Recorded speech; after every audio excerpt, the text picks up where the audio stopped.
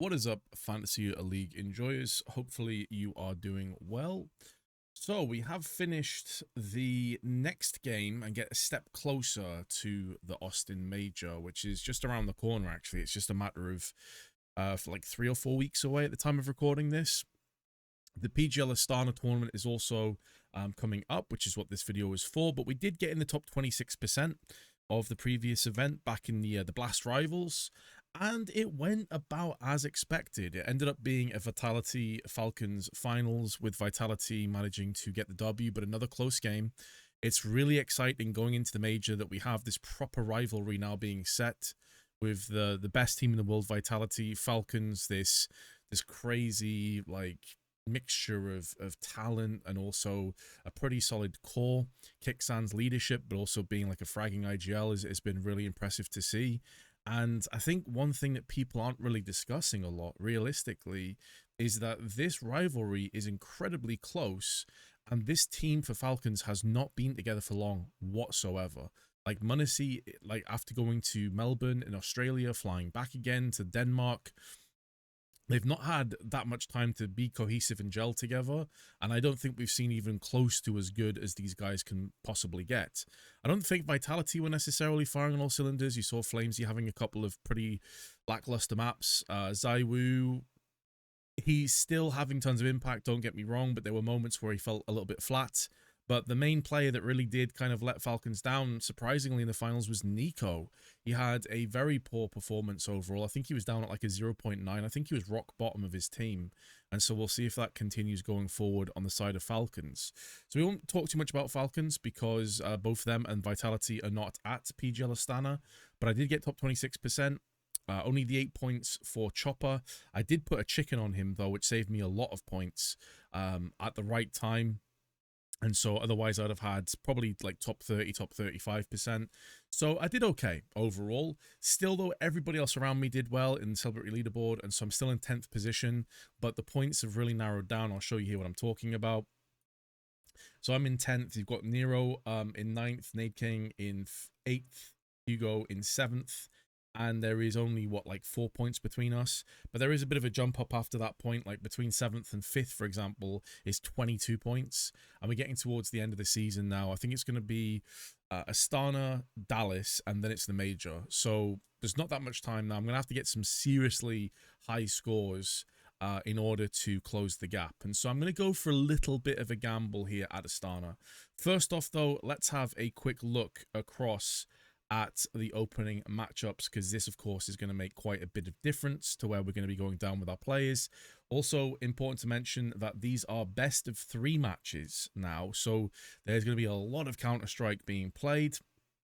So you have Aurora against Big, Astralis, Odic, the Mongols take on Furia, G2 and MIBR, Navi and M80, VP and NIP, Spirit take on Game of Legion, and then finally it is Pain versus Hotu.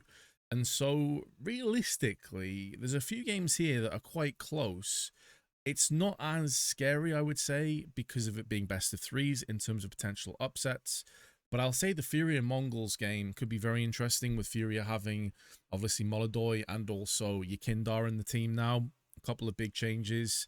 And then you also have, like, NIP, are a team that I'm very interested in with their current roster, which I will discuss in a few moments' time.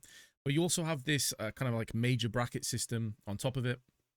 So you have obviously 3-0, 3-1, 3-2, and you're through. And if you lose 3 games, then you are out. Realistically, the teams I'm expecting to get in that top 3-0 bracket are going to be Spirit, Navi. I think Aurora have a really good chance as well. I mean, it depends on how the games come down. Obviously, like if these teams go against each other in that 2-0, then who knows, all bets are off. But those are the kind of teams. The teams that I'm going to say actually and focus a little bit more on in terms of potential dark horses, I'm going to say NIP, and I'm also going to say Pain, because Pain now have their full roster in play. They've got DGT, they've got Davideus, they have like the entire roster is now playing together fully. And I think this is a very interesting team and one to definitely look out for. So with all that being said, let's hop across to our final picks. Now, I went through quite a few different iterations of this team. I wanted to go for Donk. I think Donk's in good form. I think Donk is going to be a real terrifying prospect in this tournament because you don't have Vitality, you don't have Falcons, you don't have Mouse, etc. And Donk typically is going to struggle against those very top flight teams, the Vitalities, the Falcons in particular. So now that we don't have those teams in this event, and the strongest chance of a win against spirits probably like Na'Vi, Aurora, somebody like that, who he typically does well against, I think Donk is an ironclad pick for me. I don't normally go for the Premier picks, but it's also because you can get a pretty strong team throughout here while picking Donk. Some events you pick Donk, you're going to have to go to 2 or 3 bronze players that have very little prospects in terms of getting points. This one, though, even with Donk, I can go for Jota from Aurora, who I think will do well. Shush, who's been really good at NIP since this new roster came together. And Yakindar with Furia with a point to prove. And a guy that I honestly think can get a fair few points in this event. He's at 188,000. Decent price for money. And then I have gone for Hooxi on Astralis. I think in a similar kind of form to Yakindar, maybe even more so. A lot of his players have come out and said, like Munacy, that he was an amazing leader, that he was scapegoated super hard. He's a guy that apparently put in tons of effort, tons of practice. Yes, his fragging was never fantastic as an IGL, for sure. But I think coming into Astralis with a real opportunity here to do something special, to have a honeymoon phase with the rest of this team, which is solid, by the way. Like, you still got Device, you still got Stown, you still got Yabi in there, etc. Like, this is a really, on paper at least, a really good team. 176k for Hooxi. I just thought it's worth the risk. It could backfire spectacularly, but they're against Odic in the first game.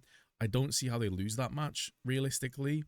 And I think Hooxi could be putting up some big performances individually compared to where he was back at G2. And if Astralis are winning, regardless, he's going to get points just by getting Ws, basically. So his price is so solid, I think, for the gamble, that the stars have kind of aligned on this one for me to go for Donk and for Hooxi.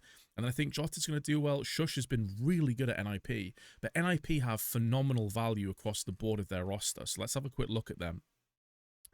You have Arizdoste and Ujerks. Anyone that saw back a while ago will remember these two guys were doing bits. 182 and 184 for two players that have been doing okay in a team that across the board, like Snappy at one point was one of the better IGLs out there back in his Ents days. I know at Falcons it didn't work out for him. Shush was always like a role player in his teams like Heroic, but we know that this guy can frag. Wrinkle, a really solid prospect, Ukrainian AWPer, and then you have this Ujerks and Arizdoste team. Like, this is a team that kind of excites me a little bit, you know, and they've had some decent results online. But Shush, at a 1.15 rating recently, is kind of nuts. It is a little bit inflated because I believe they went to the Fragadelphia tournament, so obviously they were playing against teams far below them. But for the price, I think it's worth taking a little bit of a risk and a gamble. I will say, though, that for the same price as Shush, which is 190k, you can also pick up Techno 4k. And Techno's like individual stats haven't been great, but the Mongols, they've been a team that have talked about being burnt out. They've talked a little bit about having struggles recently, and we know what these guys are actually capable on the A game of being. They've had a little bit time to kind of recuperate and chill and not be traveling around as much lately. So I do wonder if maybe Techno's going to come through here, and 190k for a team that probably should make it through is very alluring. But I'm going to go for a bit of a risk and a gamble and going for Shush instead because of the fact I'm so many points behind. And that's really what this team is around. I don't think this is the best team to go for if you want like more of a safe pick is what I'm getting at here. This is me pretty much rolling the dice, assuming that Donk just does Donk things. And then you have like NIP or Furia or even Astralis make a deep run and get a bunch of points, and maybe some of the favorite teams struggle, like a Na'Vi, for example, struggles, or a G2 struggles. Because Hades coming into the team, I've got to say, he's had moments of brilliance in the past when he was playing at Ents, but that's when the entirety of Ents was playing well, when you had Diha popping off, when you had Kylar and Goofy and all these guys like doing well. We saw the other side of the coin with Hades and Ents, where the inconsistency really crept in and he really did struggle. And I don't think that MIBR is an easy game by any stretch first up. The other reason I'm going for Yakindar is because in their first game, they are against the Mongols. So again, it's the gamble, it's the risk of hoping that Furia do get a win against the Mongols, which would be a surprise, it would be a shock. But this is a different team. This is a different roster with different roles. Now, obviously, Fallen is playing as a rifle main. Molodoy is going to be coming in and playing as an AWP. I think he's like 193k. Yes, 193k for a player that has good stats. Of course, he's not playing at the top level of Counter-Strike, so take that with a pinch of salt. But 193k might be worth a risk. 188 for your Kindar, sure, I'm going to go for that one and slap an entry fragger on him and see what happens. So again, to be very clear, this is not a team that I think is like the most consistently good team out there. I think it's a team that might allow me to catch up a little bit with some of the people that are above me. And that's really what I'm trying to go for here. I'm trying to go for that like top 7 to top 5 mark and have a good string of results. But this could entirely backfire. If Astralis don't perform, there's a chance they don't. If Fury don't perform, there's a chance they don't either. And Nip may not perform even, because typically the teams they're playing against are at a much lower caliber than the Spirits and the Auroras and the Na'Vis of this world. So I have no Na'Vi players, no G2 players. I really wanted to go for some Pain players, but they're a little bit on the expensive side, especially like DGT was 202. NQZ was 201. I wanted to go for one of those two, but it was just a little bit too expensive with picking up Donk. And I also haven't gone for any of the Mongols players, which very well could be a mistake. So that's my team. You agree or disagree? Comment below and let me know what you think about this one. And ultimately, best of luck. I'll see you in the next video. Peace.